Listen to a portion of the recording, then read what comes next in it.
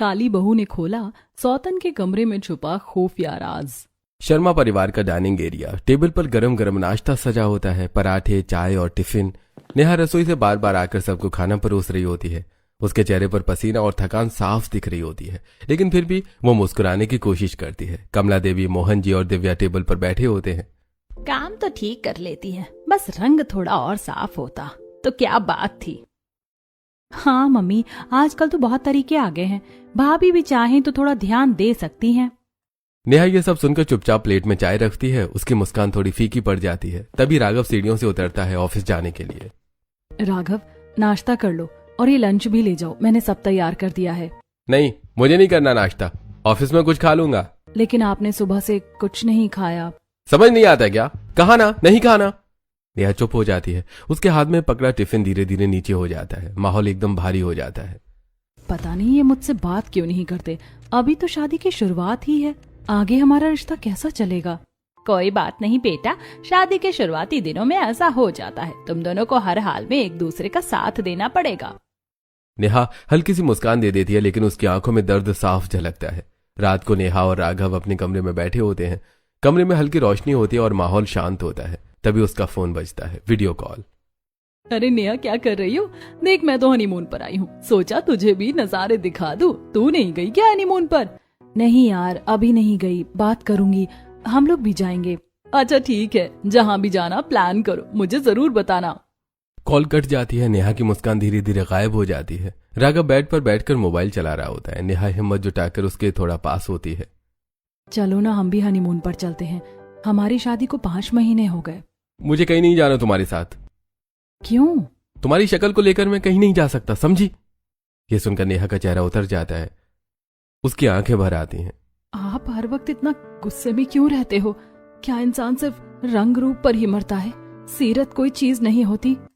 आजकल के जमाने में सब लोग बुक को कवर से जज करते हैं, और वैसे भी तुम इतनी काली हो कि मुझे तुम्हारे साथ खड़े होने में शर्म आती है। ये सुनते ही नेहा की आंखों से आंसू बहने लगते हैं। अगली सुबह घर चहल पहल से भरा होता है।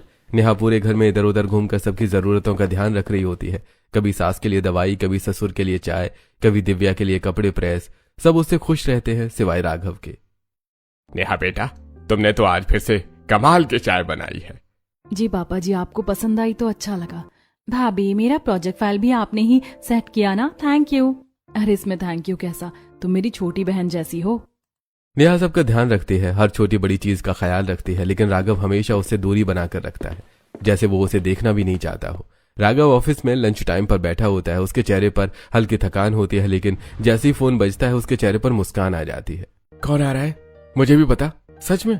ठीक है, मैं ऑफिस जल्दी खत्म करके शाम को आता हूँ। कॉल कट जाता है। राघव के चेहरे पर पहली बार सच्ची खुशी दिखती है। राघव जल्दी घर आ जाता है और अच्छे से तैयार होकर बाहर जाने लगता है। तभी दादी उसे आवाज देती है। राघव बेटा, नेहा को भी बाहर ले जा, पूरा दिन घर में रहती है, थोड़ा घूम आएगी तो अच्छा लगेगा। दादी, मैं इसे कहीं नहीं ले जा सकता। नेहा दरवाजे के पास खड़ी सब सुन रही होती है। उसका दिल धीरे धीरे टूट रहा होता है। और वैसे भी ये शादी आपकी मर्जी से हुई थी, आप लोग मुझे हर बात पर फोर्स मत किया करो। ये शादी भी जबरदस्ती करवाई मुझसे, और अब मैंने इसे 24 घंटे घुमाने का ठेका नहीं ले रखा है। घर में सन्नाटा छा जाता है। बेटा ऐसे मत बोल, नेहा बहुत अच्छी लड़की है। आप लोगों के लिए अच्छी होगी, मेरे लिए नहीं। घर का ड्राइंग रूम, पूरा परिवार बैठा होता है। दादी गंभीर होकर फैसला सुनाती हैं। राघव, तेरी शादी नेहा से ही होगी। मैं उसके परिवार को जानती हूँ, लड़की बहुत संस्कारी है, रंग थोड़ा सांवला है लेकिन दिल बहुत साफ है। दादी, मुझे ये रिश्ता मंजूर नहीं है। बेटा रहने दे, दादी जो कह रही हैं वही ठीक है, हमें उनकी समझ पर भरोसा है। राघव मजबूर हो जाता है और बिना मन से उसकी शादी नेहा से करवा दी जाती है। राघव गुस्से में दरवाजा खोलता है और बिना पीछे देखे घर से बाहर निकल जाता है। नेहा दरवाजे पर खड़ी रह जाती है। उसकी आंखों में आंसू होते हैं, लेकिन वो कुछ नहीं कहती। मैंने तो हमेशा इस रिश्ते को निभाने की कोशिश की, लेकिन शायद मेरी कोशिशें इन्हें कभी दिखाई ही नहीं देती। शहर का एक मॉडर्न कैफे, हल्की म्यूजिक बज रहा होता है। सभी दोस्त एक टेबल पर बैठे हंसी मजाक कर रहे होते हैं। तभी दरवाजा खुलता है और अंदर एंट्री होती है रिया की। स्टाइलिश ड्रेस, कॉन्फिडेंट चाल, चेहरे पर मुस्कान, सबकी नजरें उसी पर टिक जाती हैं। Hi guys. अरे रिया, वेलकम। अरे रिया, वेलकम। यार, कितने साल बाद मिल रही हैं। मैं बहुत अच्छी हूँ, तुमसे बताऊं? राघव थोड़ा नर्वस होकर उसे देख रहा होता है।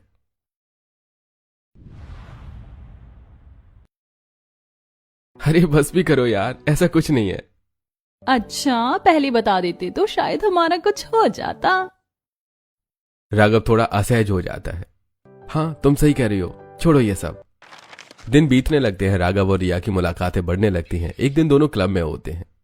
ओए हैंडसम, कैसे हो? मैं अच्छा ही हूं, जब तुम जैसी लड़की के साथ डांस कर रहा हूं। रिया शर्मा जाती है। अब धीरे धीरे दोनों कभी कैफे कभी पार्क, धीरे धीरे दोनों एक दूसरे के करीब आने लगते हैं। मेरी बीबी मुझे बिल्कुल अच्छी नहीं लगती, बहुत काली है। कोई बात नहीं, हर किसी की लाइफ में खुश रहने का हक होता है। मैं तो हूं ना। राघव उसकी बातों में आकर और भी करीब आ जाता है। एक दिन रिया पहली बार राघव के घर आती है। कमला देवी उसे देखकर हैरान रह जाती है। अरे रिया, तू तो सालों बाद मिल रही है, बताया नहीं? कब आई लंदन से तू? आंटी, पढ़ाई खत्म हो गई तो सोचा इंडिया में जॉब कर लूं। बहुत अच्छी बात है बेटा। धीरे धीरे रिया का आना जाना बढ़ जाता है। वो अक्सर घर पर रहने लगती है। नेहा किचन से सब देख रही होती है। जब भी राघव को कॉल आता है, रिया ही फोन उठाती है। पता नहीं ये कौन लड़की है, हर वक्त इनके साथ ही रहती है। बेटा तू परेशान मत हो, ये राघव की बचपन की दोस्त है। जी मम्मी जी, मुझे कोई दिक्कत नहीं है। लेकिन उसके चेहरे पर साफ दिखता है कि उसे बहुत तकलीफ हो रही होती है। एक दिन राघव और रिया अकेले बैठे होते हैं। रिया, मैं तुमसे बहुत प्यार करता हूँ, शायद बचपन से। मैं भी, और अब मैं तुम्हें खोना नहीं चाहती। चलो शादी कर लेते हैं। दोनों एक दूसरे का हाथ पकड़ लेते हैं और बिना किसी को बताए शादी का फैसला कर लेते हैं। एक दिन अचानक दरवाजा खुलता है। राघव रिया को वरमाला पहनाकर घर में ले आता है। सभी घर वाले हैरान रह जाते हैं। तू अपने ही घर में दूसरी बहू लेकर आ गया? मुझे जीते जी ये दिन देखना था। दादी, वो आपकी मर्जी की बहू है और मैं तो बचपन से रिया से प्यार करता था। अब मौका मिला है तो इसे जाने नहीं दूंगा। हाँ दादी जी, मैं राघव से बहुत प्यार करती हूँ। मैंने तुम पर भरोसा किया था रिया, लेकिन तुमने बहुत गलत किया। तूने हम सबको धोखा दिया है, लेकिन याद रखना मेरी असली बहू सिर्फ नेहा है। आपको जो सोचना है सोचो, लेकिन अब से रिया भी इसी घर में रहेगी और ये भी इस घर की बहू है। तूने बहुत गलत किया है बेटा। रात को नेहा अपने कमरे में अकेली बैठी रो रही होती है। उसका दिल पूरी तरह से टूट चुका होता है। वो हिम्मत करके राघव के पास जाती है, जहां रिया उसके साथ बैठी होती है। राघव, जरा 1 मिनट आना, आपसे बात करनी है। राघव बाहर आता है। आपने ऐसा क्यों किया? मुझ में ऐसी क्या कमी थी? सिर्फ एक शक्ल की वजह से आप मेरी सौतन ले आए, वो भी मेरे जीते जी। हाँ, यही समझ लो। वैसे भी तुम्हारे होने या ना होने से मुझे कोई फर्क नहीं पड़ता, और जो थोड़ा बहुत रिश्ता था वो भी अब खत्म हो चुका है। ये सुनकर नेहा वहीं खड़ी रह जाती है। उसकी आंखों से आंसू रुक ही नहीं रहे थे। अगले दिन सुबह घर का माहौल सामान्य है, लेकिन अब सबके मन में रिया को लेकर अलग अलग भावनाएं होती हैं। नेहा रसोई से चाय बनाकर सबको दे रही होती है। उसके चेहरे पर वही शांति है, लेकिन अंदर से वो टूटी हुई है। अब वो चुड़ैल तो इस घर में आ ही गई है, लेकिन क्या काम करना उसकी जिम्मेदारी नहीं है? अरे मम्मी जी, आजकल की लड़कियां कहाँ काम करती हैं? और उसे देखो, जब देखो अपने कमरे में घुसी रहती है। तभी सीढ़ियों से रिया नीचे उतरती है। अच्छे कपड़ों में सजी धजी नजर आती है। अब जब तुम इस घर में आ गई हो तो काम करने का भी तुम्हारा जिम्मा है। ऐसा नहीं है कि तुम बस आराम ही करती रहो। तुम्हारे लिए नौकर नहीं रखे हमने। मम्मी जी, आपने तो मुझे पहले ही एक्सेप्ट नहीं किया, और पहले आप मुझसे कितने अच्छे से बात करती थी। जब से मैं इस घर में आई हूँ, पता नहीं आपको क्या हो गया। शादी के बाद तो आप बिल्कुल बदल ही गई हो। जब तक तू राघव की दोस्त थी तब तक तू मुझे अच्छी लगती थी। अब तो तू मुझे 1 नंबर की धोखेबाज लड़की लगती है। जो आपको सोचना है सोचते रहिए, वैसे भी आपकी सोच से मुझे फर्क नहीं पड़ता। इतना कहकर रिया वहां से चली जाती है। घर का माहौल और भी तनाव से भर जाता है। ऐसी बेशरम लड़की को क्या शर्म आएगी जो बिना इजाजत इस घर में आ गई, हमारी इतनी सालों की इज्जत मिट्टी में मिला दी। अब धीरे धीरे रिया का असली रूप सामने आने लगा था। वो ज्यादातर समय अपने कमरे में ही बंद रहती है। दरवाजा हमेशा लॉक, किसी को अंदर आने की इजाजत नहीं होती है। एक दिन घर के बाहर एक मिस्त्री आता है। अरे, तूने मिस्त्री क्यों बुलाया? इसकी क्या जरूरत पड़ गई? मुझे अपने कमरे में थोड़ा अलग काम करवाना है। मिस्त्री सीधा रिया के कमरे में चला जाता है। दरवाजा बंद हो जाता है। अंदर क्या हो रहा है किसी को कुछ नहीं पता चलता। कुछ घंटों बाद मिस्त्री बाहर निकलता है और चला जाता है। रिया फिर से अपने कमरे में लॉक लगा देती है। ऐसा क्या करवा लिया तूने कमरे में? आपसे मतलब बस कुछ पर्सनल काम करवाया है। कमला देवी चुप हो जाती है, लेकिन उनके चेहरे पर साफ शक नजर आता है। पता नहीं एक ही कमरे में घुसी रहती है, जब देखो दरवाजा बंद। नेहा दूर खड़ी ये सब देख रही होती है। उसके मन में सवाल उठने लगते हैं। ये लड़की कुछ तो छुपा रही है, हर वक्त कमरे में बंद रहती है, और अब ये मिस्त्री, जरूर कुछ गड़बड़ है। अगली सुबह रिया अपने कमरे से बाहर निकलती है और जल्दी जल्दी दरवाजे को लॉक करने लगती है। तभी नेहा वहां से गुजर रही होती है और ये सब देख लेती है। इस घर में कोई चोर नहीं है जो तुम रोज अपने कमरे पर ताला लगा देती हो? तुमसे मतलब अपने पति को तो तुम संभाल नहीं पाई और दूसरों के कमरों पर नजर रख रही हो। नेहा एक पल के लिए चुप हो जाती है। ये बात उसे अंदर तक चुभ जाती है। इतना जानने की जरूरत नहीं है क्या है मेरे कमरे में। रिया ताला लगाकर वहां से चली जाती है। नेहा उसे जाते हुए देखती रहती है। पता नहीं कैसी अजीब लड़की है। दोपहर को पूरा परिवार डाइनिंग टेबल पर बैठकर खाना खा रहा होता है। तभी रिया के फोन पर बार बार कॉल आने लगती है। रिया बार बार फोन देखती है और हर बार उसे साइलेंट कर देती है। अगर इतना जरूरी फोन है तो उठा लो ना। हाँ मैं अभी आती हूँ। रिया जल्दी से उठकर अपने कमरे में चली जाती है। पता नहीं जब देखो अपने कमरे में घुसी रहती है। अगर अपने कमरे में ही रहना था तो इस घर में आई ही क्यों है। मम्मी जी पता है कि अपने कमरे का ताला भी लगा कर रखती है। बहुत अजीब लड़की है। अरे काम से बचने के लिए कुछ भी कर सकती है। सोचती होगी सबको लगेगा इसकी तबीयत खराब है। हाँ मम्मी, और पता नहीं 24 घंटे फोन पर बात करती रहती है। आप लोग उसके सामने ऐसा कुछ मत बोलिए। वो बहुत अच्छी लड़की है, भले ही आपको पसंद ना हो। सब एक दूसरे को देखने लगते हैं लेकिन किसी को कुछ समझ नहीं आता। अगले दिन नीचे हॉल में रिया फोन पर बिजी होती है। ऊपर नेहा अपने कमरे से बाहर निकलती है। तभी उसकी नजर रिया के कमरे पर पड़ती है। आज दरवाजा खुला होता है और ताला नहीं लगा होता। आज ताला नहीं लगाया। नेहा धीरे धीरे दरवाजे की तरफ बढ़ती है और बिना किसी को बताए कमरे के अंदर चली जाती है। नीचे से रिया की नजर पड़ती है कि नेहा उसके कमरे में जा रही है। वो घबराकर तेजी से ऊपर भागती है। नेहा! रिया कमरे में पहुंचते ही नेहा को धक्का देकर बाहर निकाल देती है। मेरे कमरे में मत आया करो। कितनी बार बताया है ये मेरा प्राइवेट स्पेस है। ये कमरा इस घर के अंदर ही है ना। तुमने इसे खरीदा नहीं है, ना ही दहेज में लाई हो। और वैसे भी तुम मेरे कमरे में कभी भी आ जाती हो। हाँ मैं तुम्हारे कमरे में आ सकती हूँ लेकिन तुम मेरे कमरे में नहीं आ सकती, समझी? नेहा कुछ पल के लिए उसे देखती रह जाती है। उसके चेहरे पर हैरानी और शक दोनों होते हैं। पता नहीं कैसी साइको है, अपने कमरे के लिए इतनी पागल है। रिया तुरंत दरवाजा बंद करके फिर से ताला लगा देती है। शाम को घर का ड्राइंग रूम में रिया सोफे पर बैठी होती है, मोबाइल हाथ में, लेकिन ध्यान कहीं और होता है। नेहा किचन से झांककर उसे देख रही होती है। उसे अब भी रिया के बारे में सिर्फ इतना पता होता है कि वो राघव के बचपन की दोस्त है, लेकिन घर में उसके साथ जो व्यवहार होता है वो नेहा को अजीब लगता है। तभी मोहन जी अंदर आते हैं। जैसे उनकी नजर रिया पर पड़ती है उनके चेहरे पर अपनापन आ जाता है। बेटा कैसी हो?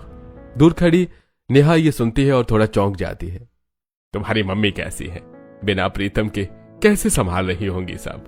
प्रीतम नाम सुनते ही रिया का चेहरा बदल जाता है। उसकी आंखों में गुस्सा और दर्द एक साथ दिखता है। आप बस रहने दीजिए।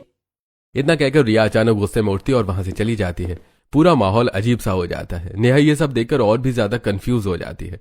नेहा किचन में आती है जहां कमला देवी काम कर रही होती है। मम्मी जी एक बात पूछूं? हाँ बेटा पूछो। पापा जी रिया को हमेशा बेटा कहकर क्यों बुलाते हैं? और जब भी उसके पापा के बारे में पूछते हैं वो गुस्से में क्यों चली जाती है? कमला देवी कुछ पल के लिए चुप हो जाती है। बेटा ये बात तो तुझे तेरे पापा जी ही बता सकते हैं। रात को मोहन जी गार्डन में अकेले बैठे होते हैं। नेहा धीरे धीरे उनके पास जाती है। पापा जी एक बात पूछूं? हाँ बेटा पूछो। आप रिया को हमेशा बेटा क्यों कहते हैं? और जब भी आप उसके पापा के बारे में पूछते हैं वो इतनी नाराज क्यों हो जाती है? ये सवाल सुनकर मोहन जी कुछ पल के लिए चुप हो जाते हैं। उनकी आंखों में पुरानी यादें तैरने लगती हैं। कई साल पहले का समय, एक छोटा सा शहर जहां दो दोस्त खड़े हैं, मोहन और प्रीतम। दोनों बचपन के साथी होते हैं। स्कूल से लेकर कॉलेज तक हर चीज साथ की, हंसी मजाक, सपने, सब कुछ साझा। मोहन देखना एक दिन हम दोनों अपनी खुद की कंपनी खोलेंगे। और तब भी हमारी दोस्ती ऐसी ही रहेगी हमेशा। दोनों की शादी भी लगभग एक ही समय पर होती है और संयोग से एक ही शहर में बस जाते हैं। उनके परिवार भी एक दूसरे के बहुत करीब होते हैं। फिर दोनों मिलकर काम शुरू करते हैं। एक ही साइट, एक ही सपना, सब कुछ परफेक्ट लगता है। खुशियों भरे एक पल, दोनों परिवार साथ खाना खाते हैं। छोटी सी रिया और छोटा राघव साथ खेलते हैं। सब कुछ एक खुशहाल परिवार जैसा लगता है। लेकिन अचानक कुछ ऐसा होता है जिससे ये दोस्ती हमेशा के लिए बदल जाती है। बेटा वो बहुत पुरानी बात है। रिया मेरे लिए हमेशा बेटी जैसी रही है, इसलिए मैं उसे बेटा कहता हूँ। लेकिन कुछ गलतफहमियां ऐसी हुई जो आज तक खत्म नहीं हो पाई। अगर इतनी पुरानी और गहरी दोस्ती थी तो फिर भी वो आपसे इतनी नाराज क्यों है?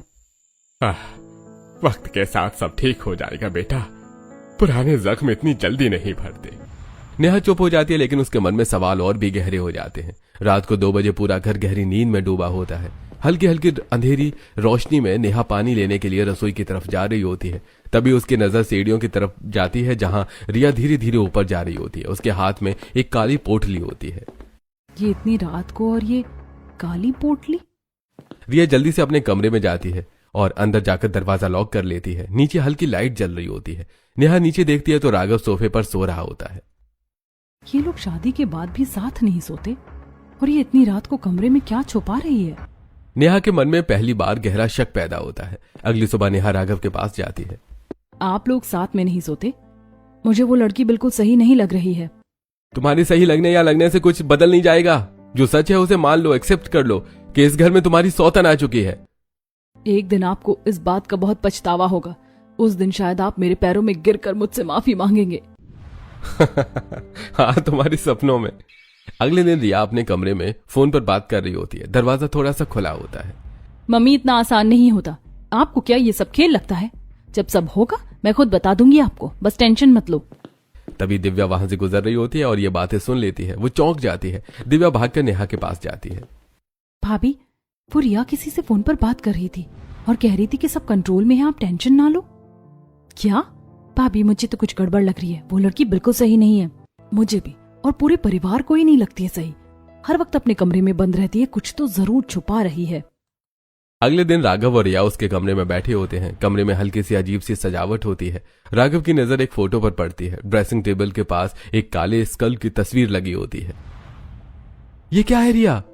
तुम्हें स्कल का फोटो क्यों लगा रखा है? इतना डरावना लग रहा है। ऐसा लग रहा है जैसे कोई टोना टोटका हो रहा हो कमरे में।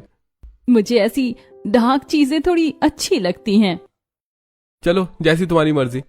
अगले दिन सुबह रिया बिना किसी को बताए घर से चली जाती है। पूरा दिन बीत जाता है लेकिन वो वापस नहीं आती। रात को देर से दरवाजा खुलता है। कहाँ गई थी तुम? सुबह से शाम तक बाहर थी, बिना बताए घर से निकल गई। मेरे भी अपने काम होते हैं, हर चीज आपको बताकर थोड़ी जाऊंगी। ये हमारा घर है, कोई धर्मशाला नहीं है जहाँ तुम बिना बताए जाओ और जब मन करे तब आओ। तो मैं भी अब राघव की पत्नी हूँ। मेरा भी इस घर पर बराबरी का हक है। इतना कहकर रिया गुस्से में वहां से चली जाती है। पूरा परिवार हैरान रह जाता है और नेहा के मन में अब शक यकीन में बदलने लगता है। रिया कुछ बहुत बड़ा और खतरनाक छुपा रही है। ऐसा ही होता जब घर में गलत लड़की आ जाए।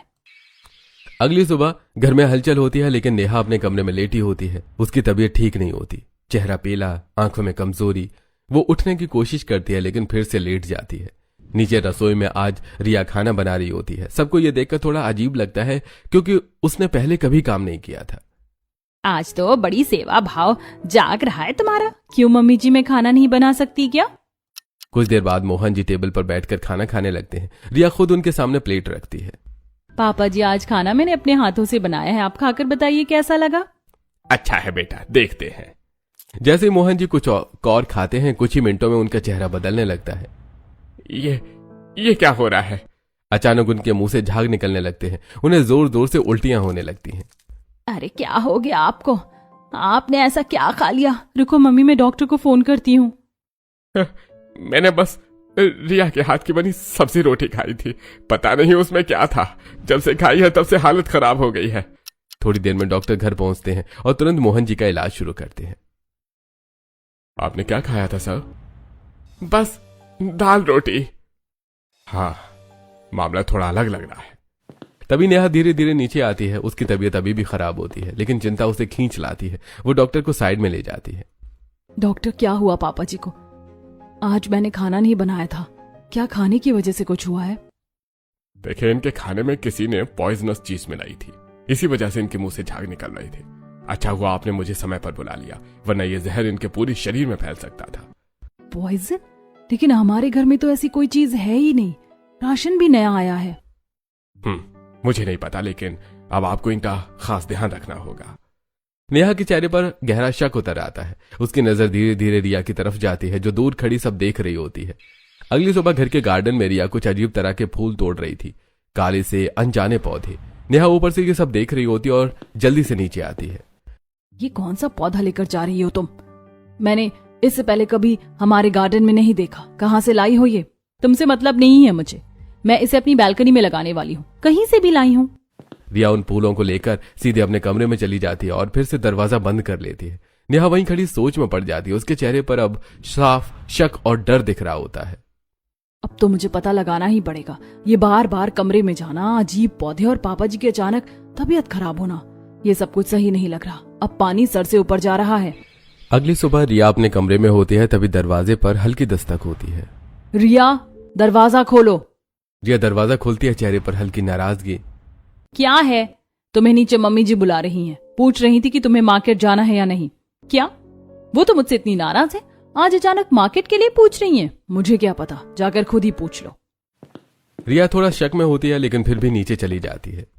आपने मुझे बुलाया? नहीं, मैंने क्यों बुलाना है तुझे? तू मेरी कुछ लगती है क्या? और वैसे भी अपने काम से काम रखा कर, मुझसे ज्यादा बात मत किया कर। रिया को गुस्सा आ जाता है। मतलब उस नेहा की बच्ची ने मुझसे झूठ बोला? उधर जैसे ही रिया नीचे जाती है, नेहा चुपके से उसके कमरे में घुस जाती है। उसका दिल तेज धड़क रहा होता है। वो जल्दी जल्दी कमरे की तलाशी लेने लगती है, अलमारी, दराज, टेबल, सभी। तभी उसकी नजर ड्रेसिंग टेबल पर रखी 2 तस्वीरों पर पड़ती है। ये अभी इसको ही ले लेती हूँ।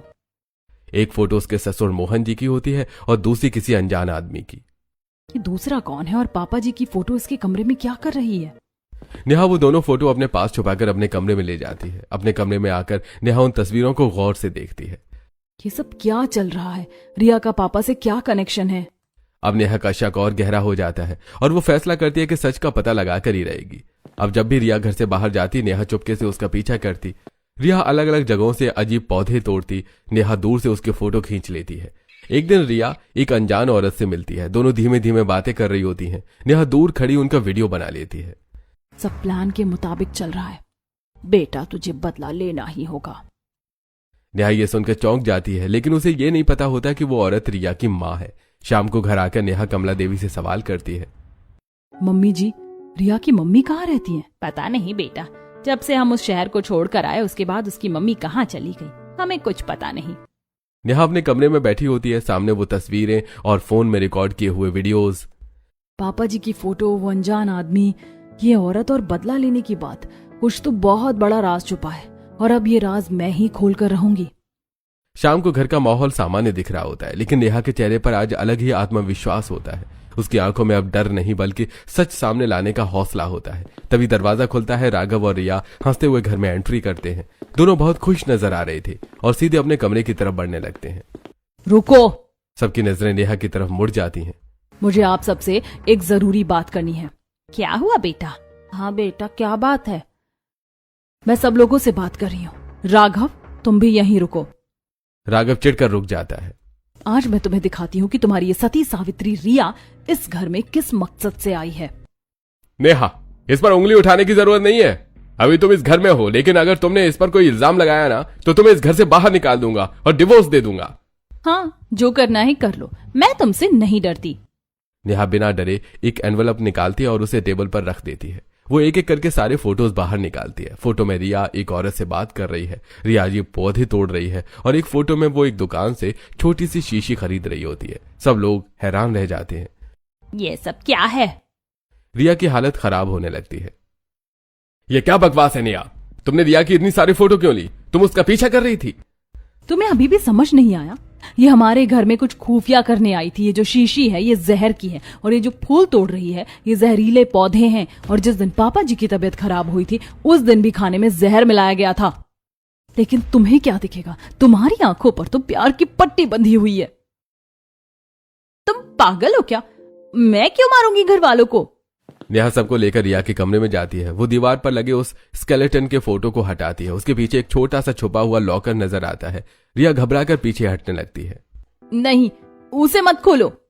लेकिन नेहा बिना रुके लॉकर खोल देती है। अंदर देखकर सबकी सांसें थम जाती हैं। अंदर कई तरह के जहर रखे होते हैं, कुछ बोतलों में, कुछ सूखे पौधों के रूप में।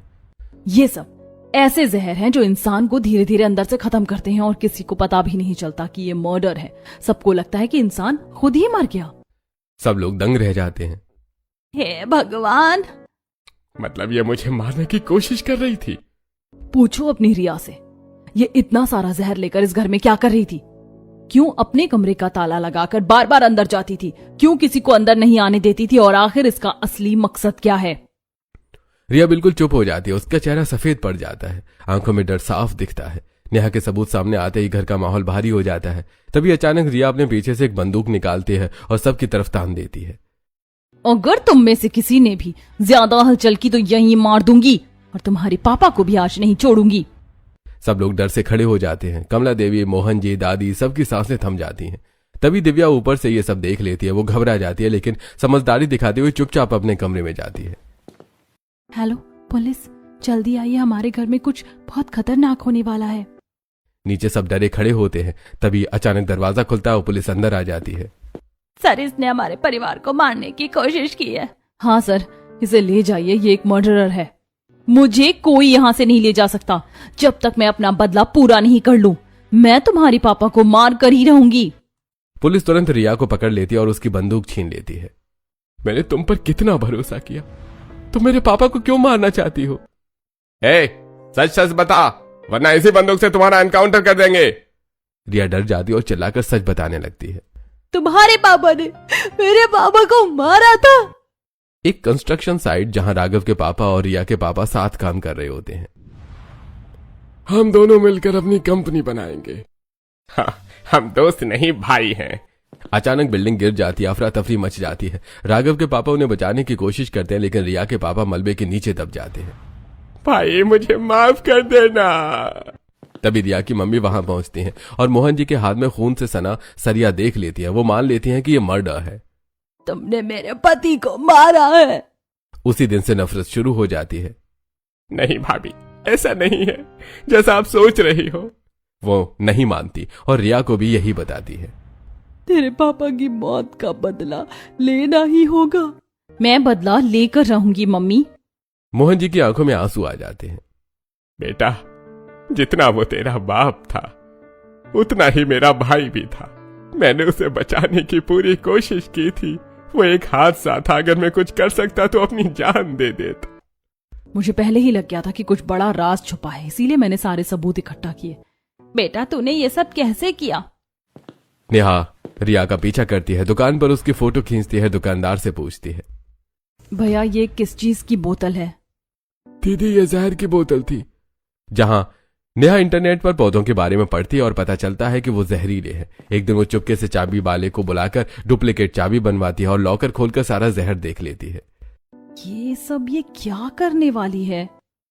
राघव टूट जाता है। तुमने ऐसा क्यों किया? मैं तुमसे सच्चा प्यार करता था और तुम्हारी वजह से मैंने नेहा को भी धोखा दिया, लेकिन तुम तो मेरे परिवार को ही मारना चाहती थी। वो नेहा के पैरों में गिर जाता है। मुझे माफ कर दो नेहा, मैंने तुम्हें कभी समझा ही नहीं। अब समझ आया, इंसान की खूबसूरती बाहर नहीं अंदर होती है। सर, इसे यहाँ से ले जाइए। ऐसी लड़की को हम देखना भी नहीं चाहते। अगर मेरी समझदार बहू ना होती तो पता नहीं ये पर्दाफाश कैसे होता। इसने बड़े संयम से काम लिया है। पुलिस रिया को लेकर चली जाती है और घर में शांति छा जाती है। नेहा, सॉरी, आज से मैं तुम्हें अपनी पत्नी के रूप में पूरी इज्जत दूंगा। नेहा की आंखों में आंसू होते हैं लेकिन इस बार वो दर्द के नहीं, सम्मान और जीत के होते हैं। इंसान का रंग नहीं, उसका कर्म और दिल उसे खूबसूरत बनाता है। क्या आपने भी कभी कोई ऐसा खुफिया काम किया है जिसके बारे में किसी को पता नहीं है?